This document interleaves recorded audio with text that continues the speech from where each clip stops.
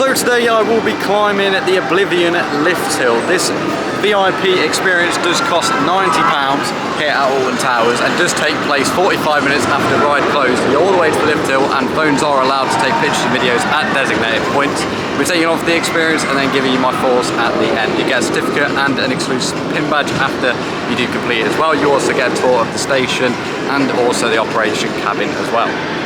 Now each of these different VIP experiences have different meetup points. For the Oblivion one, it is right behind the drop here, and we're going to be up there in about an hour's time roughly. Apparently these take about 2 hours, it says. As I said, you get the entire station, train and operation cabin as well, and of course the climb itself, which as I said, you do get to bring your phone in a pouch to take pictures and videos, and I think there is a picture opportunity on the actual lift hill itself where you do stop. You get plenty of facts. Cannot wait, first one of these as well.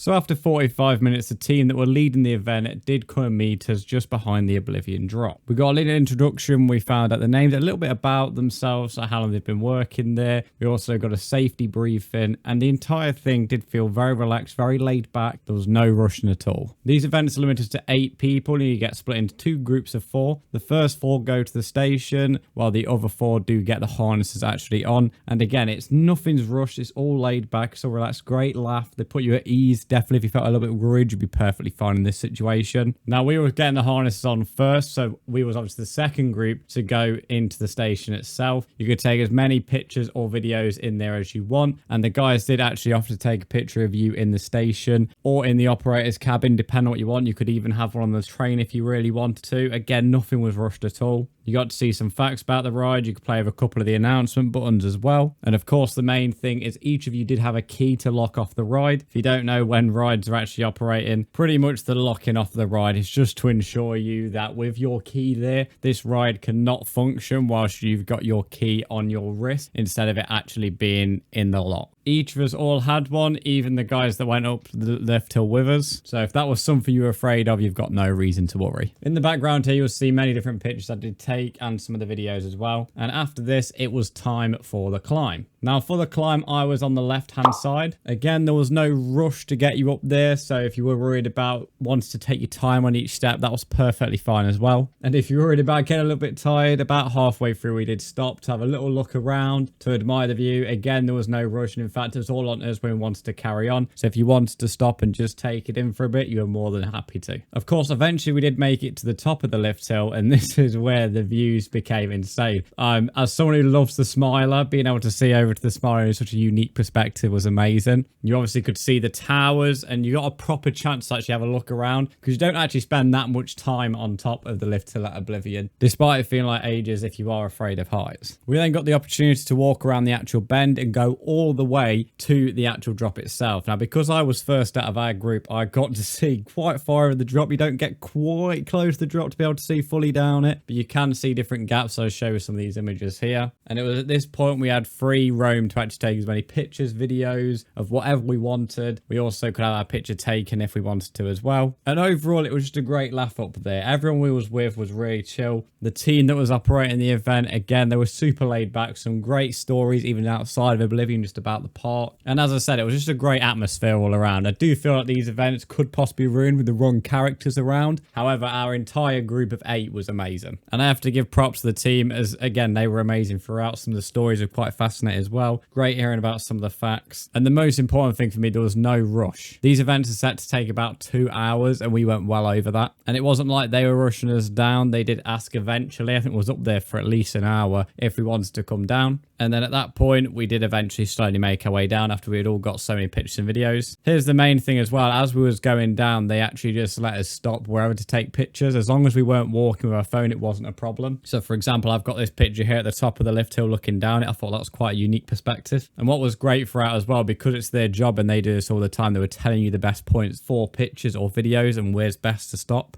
And that was really helpful as well for someone who's actually making a video on this, or if you wanted to take many pictures like I did, then yeah, yeah, this was great. Again, there was no rush to go down. Some might say going down is worse than going up, because when you're going down, you can actually see how high you are, because you've got to look down at each step. There was no rush. You could take as long as you want. No one was putting any pressure on you. So again, if that was something you're worried about going into these events, you don't need to be. When I was back in the station again, it wasn't like just cheerio. Again, it was, you could take as many pictures as you wanted to, because you also got to see them pack away the train they actually left out. So once everyone was done with taking pictures on the train, we got to have a certificate pictures taken there if we wanted to. They actually showed us how they packed away the train. Again, we had to go and unlock the ride with our keys and give them back, and then we had to go out of the station, and then they just showed us how they pack away that one train into the actual maintenance shed. And that was great to see, because you would never ever see that ever. Once that was done, we was allowed back in the station, and this is what I mean, there was no rush here with this event. We was allowed to take as many pictures and videos as we want. Obviously, we've got a pin badge as well. You get 2 bottles of water if you wish, and of course you do get your certificate, which is brilliant quality, by the way. And at that point, once we had taken picture videos, it was just great to have a chat. I know our group was made talking about other parks in the UK and also abroad as well, and find out what everyone had ridden before. There was even a couple that had been here on Oblivion's opening as part of our fall, which that was quite fascinating as well. And yeah, that was it. That was the entire event, and honestly, I was really impressed. I was thinking I was going to be impressed anyway. However, for how long it actually was, we went well over the 2 hours. You get a great unique perspective around the theme park as well. It's quite eerie actually. Again, unless you've actually worked at Alton Towers, you would never have actually experienced how eerie the park is when nobody's in there. It's really unique perspective. What was very bizarre is going around X Sector without hearing the smiler all the time as well. Anyway, I'm going to leave it here for you to hear my thoughts on the day itself. These are just raw thoughts that I took as soon as I got back to the hotel room, and probably give my best opinion of how over the moon I was with the entire experience. So I'm back in the hotel room now. It is 7 o'clock, and wow, the Oblivion track walk is 100% worth it if you have £90 to spend. The views were incredible. Honestly, all the hosts were brilliant throughout. You get 4 main hosts, I would say, and there's like a groundsman as well. Honestly, the stories they were talking about was brilliant, and they did give you free roam to just look around and kind of do your own thing within reason, of course. Pictures and videos you could take throughout as long as you weren't moving, which is brilliant. They told you all the best positions to actually get photos. You get photos on the actual train if you wish, in the cabin, on top of Oblivion. Honestly, it was brilliant. I'd definitely recommend it. It was easily a 2-hour experience, probably longer than that. To be honest, with me saying 7 o'clock. My only criticism I would say is that your annual pass should give you a discount, in my opinion. I'm a platinum pass holder, but even gold and all that, they all should get discounts, in my opinion. I think there was like an event earlier on this year where they were allowing it. Of course, Oblivion is one of the coasters you do actually have to climb if you would like to do Hyperia. Hyperia is on the list of coasters I do want to climb, so you'll be here to seeing that on the channel some point. In the future, of course. You do get a certificate and pin badge, as I mentioned as well. Here we go, here's the pin badge. It's actually unique to the climb as well. I don't want to spoil too much about it, so I won't go through everything that happens. Again, I'll let you figure that out, but it's 100% worth it, and if you are and ahhing and you have the £90, go for it.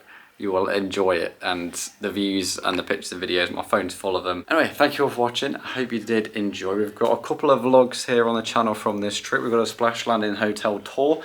We also have our Alton Towers update vlog, and of course this one here, as well as a couple of other little vlogs too. So thank you for watching. Make sure you like and subscribe. Have you done the Oblivion track walk before? If so, what were your thoughts and did you enjoy it? I thoroughly did, and I do not regret spending the £90 on it, because it was brilliant.